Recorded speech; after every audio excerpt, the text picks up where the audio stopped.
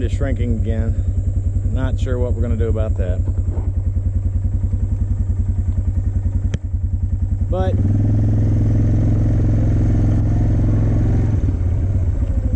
it's at a slower pace than it was before. I don't know. I really don't know, guys. We'll figure it out. We will figure it out.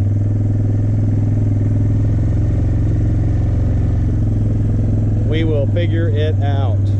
Stick around for a little video I'd like to share with you. Thanks.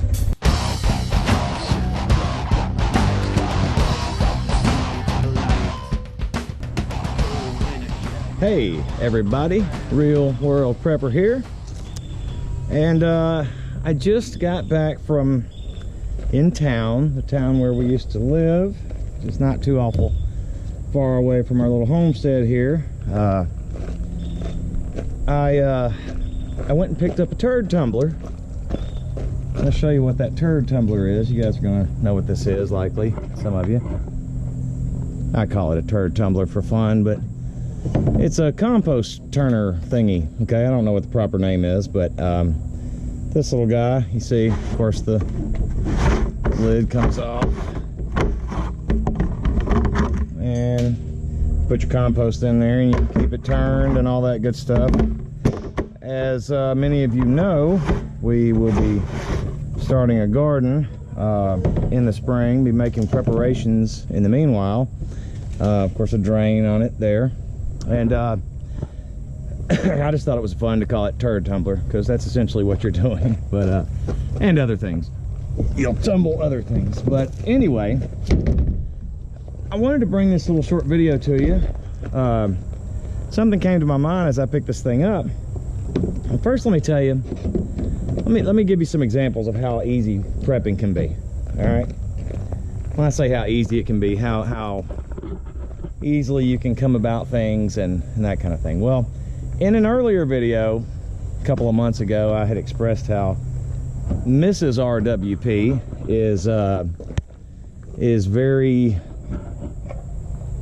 she's very good at sniffing out deals. Okay, she is I know most communities have this, and that is these resale sites, you know, where one man's junk is another's treasure and that sort of thing. By the way, America. Okay. Sporting my flag here on the homestead. But anyway, she has gotten lots of things, a whole bunch of stuff off resale sites. We're not retail folks. We're not rich or well-to-do. Being able to do this move that we've done has been really by the grace of God and through blessings that He has made happen. Again, like I say, we're not rich or anything like that, nowhere close. But she had, you know, she sniffs out lots of deals on these resale sites and thrift stores and second hands and garage sales and all kinds of stuff. And she spotted this thing, gave 20 bucks for it, went and picked it up in town. And the in town where I went was again, the town where we used to live, where we just moved from a few months ago, not even 2 months ago. And kind of an affluent subdivision, and you know, houses next to one another and all this. Well, so I go over there, and the woman that she had communicated with that had this turd tumbler wasn't there. And of course I called first, or texted her first, and she said her husband would be there. So when I went over there, he was there, and he and I got to talking for a minute, because he asked me, hey, are you into gardening, etc. I said, well, you know, we've dabbled at our old location. We just moved. I kind of explained a little bit of that to him, and he asked me, he said, you got a minute? I want to show you what my wife's into. I said, sure. So he walks me to the backyard, again in this affluent neighborhood, and there his wife had a very nice, but small, but very nice garden set up. Had a nice little greenhouse set up. He went on to tell me that it was all organic, what she grows. She stays away from chemicals. She's out there literally bug killing, rat killing, whatever, you know, every day, and works on it, tends to it. He then goes on to show me her water catchment systems and all this kind of stuff, and he kind of made a comment, I don't remember the exact wording, but he more or less went on about, he said, yeah, she's really into this stuff, wants to be a little more self-sustainable. She likes being, you know, more prepared for things. And I said, yeah, I can relate to that. I said, that's part of the reason we made the move like we did. And we're trying to get more into that, you know. And then he asked me, he said, well, you know, do you, the stuff that you guys do, you know, and that you've just moved and you're trying to kind of homestead to some degree, he said, do you have any social media or anything that you post, you know, sort of your results and that kind of thing on? I said, well, I don't really have that. You know, he said, you know, like gardening tips and, you know, different methods and things of that nature. And I said, no, I don't really do that. I said, but I do actually have a prepping channel. And he goes, oh, prepping, you know, like preparedness and stuff. I said, absolutely. He said, my wife is really into that. Man, I wish she was here. He said, she just left, you know, 5 minutes earlier. He said, I wish she was here. She'd love to talk to you, you know. And I said, well, I said, I have a prepping channel on YouTube. And he got to asking about it. Well, I told him about it. And I said, you know, of course, my prepping channel doesn't really get into gardening tips and, you know, raising animals and all that kind of stuff, because we really haven't gotten into all that stuff yet. I said, these are things that we are planning to get into and to do more. And that's part of the reason we've, again, made the move to where we have made, and why I'm over here purchasing that turd tumbler from him. And so I sent him the link to the channel, and he got to talking more about it. And he said, he explained to me that, and by the way, Mr. Sir, if you're watching, I appreciate our conversation. I sent him the link, like I say, so he might be looking at this later. I'm not going to say his name. But anyway, he was a real nice guy. But anyway, he said, you know, my wife's into that stuff. He said, you know, I don't think that much about it. And he said, but I'm glad that she does. And I told him, I said, I'm glad that she does too. I said, and I'll tell you why. I said, because, you know, the better prepared you are, no matter what you're doing, if you've got something versus nothing, you know, then you're that much more ahead of the game should something go down. And I used the example. I asked him, I said, how long have you lived in the area? And he said, all his life. And I said, so you remember back in 1994? Well, in the area we live, the greater region that we live, we experienced a pretty massive ice storm back in 94. And he went on to explain, and I've done a video on this as well. I had gone on in that video to say that I know of people that were 3 and 4 weeks without power, not only without power, but without means to get anywhere to do anything. You know, even without power, you couldn't even get anywhere, and if you could get somewhere, there wasn't anything to be had. No stores, very few stores were open. Commerce wasn't happening, you know, trucks weren't running. I mean, it was a pretty big deal. He went on to explain that he was down.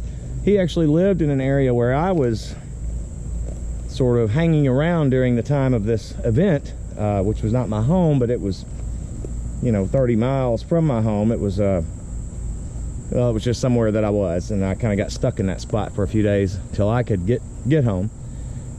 But anyway, he said he lived very nearby that very spot, and that was one of the hardest hit areas. That was one of the areas that was without power for the longest and without services for the longest.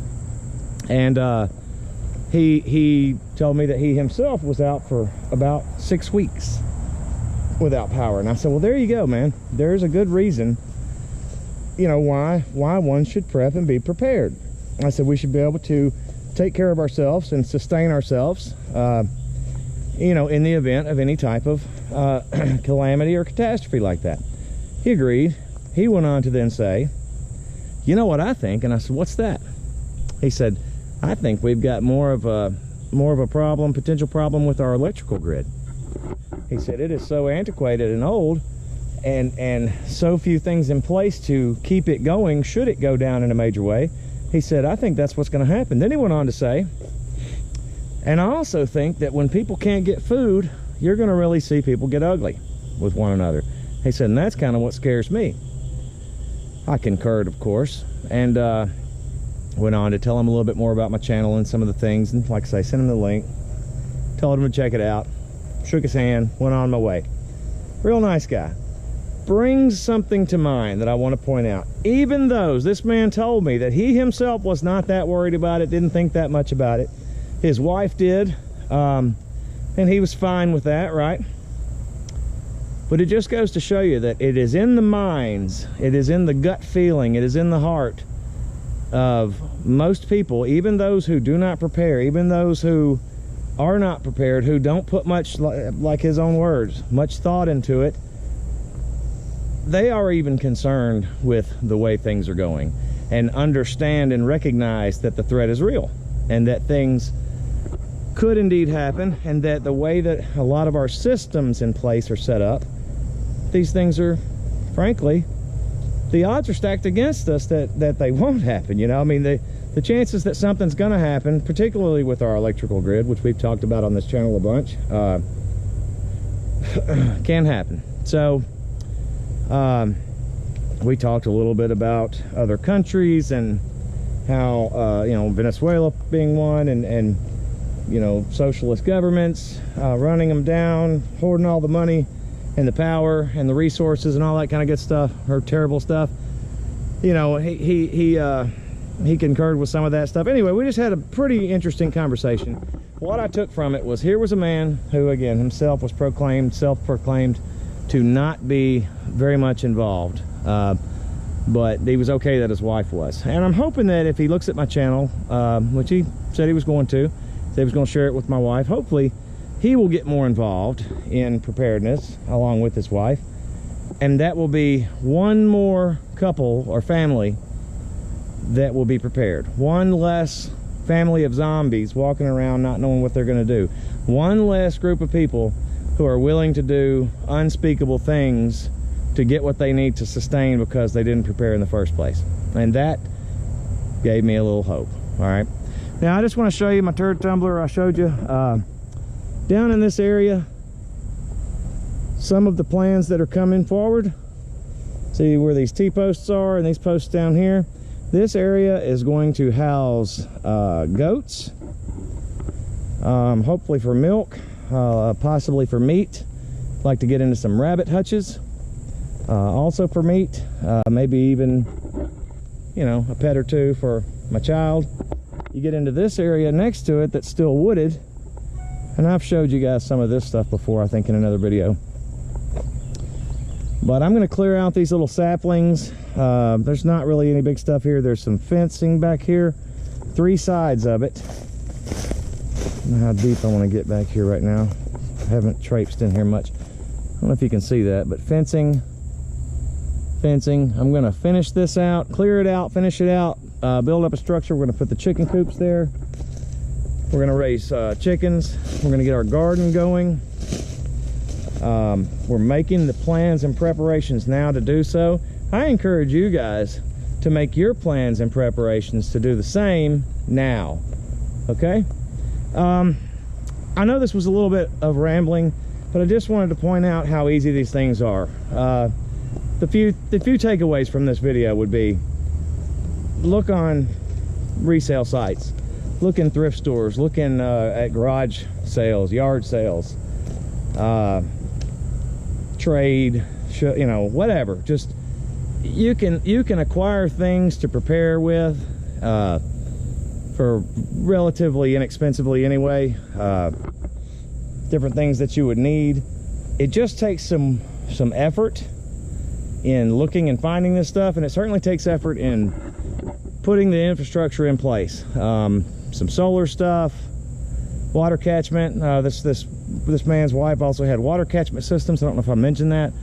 You know, all of these things that are fantastic for what we do as preppers. And so it's easy. Baby steps will get you there. Buy extra cans when you go to the store. Buy extra cases of water. Tuck that stuff away. Come up with ways to produce your own food and water. You're not necessarily all of us can produce everything that our family would need to sustain on, but if anything you can produce just gives you that much more of an advantage. So do these things. You can do it cheaply, inexpensively, if you just know where to look and how to cipher through that stuff, and then start doing it little by little. Take the steps. And also, another takeaway from this is, if you or a member of your family is not of the prepping mindset and doesn't take it as seriously, it just goes to show you that you can still do these things, and if you love that family member, you're going to help protect them too. And maybe along the way they will begin to see the importance of these things and why they should be involved as well too. So again, a little bit of rambling. Something I thought about on the way home as I went and picked up my turd tumbler, and not sure what I'm going to call this video, but maybe turd tumbler. But anyway, thanks for letting me ramble and just share these thoughts with you. Stay prepared. Prepare. Do it, and you'll be glad you did. Okay. I'm gonna rephrase that. I hope that you never have to say, boy, I'm glad I did. You know, hopefully life will truck on along, and then you just still got extra stuff. You don't have to worry about it. Should even the power go out for a few days, you know, or you get snowed in, whatever the case may be. Thanks for watching Real World Prepper. Go check me out on Patreon. Give me a little support there. I'm not ashamed to ask for it. I appreciate everybody that is already there. It's $1 a month if you want to go on there. If you have not subscribed to my channel, do subscribe. I want to send a thank you to Kansas Prepper and a thank you to Zombie Farmer, two of my very good friends who are also on this platform. A lot of you guys I know are here from both of those guys on their recommendations, and those of you who are not here on their recommendations, if you've not heard of them or don't know about them, go check them out. Kansas Prepper, Zombie Farmer. And I am RWP, the Real World Prepper, and I am checking out. See you next time. Thanks. Bye.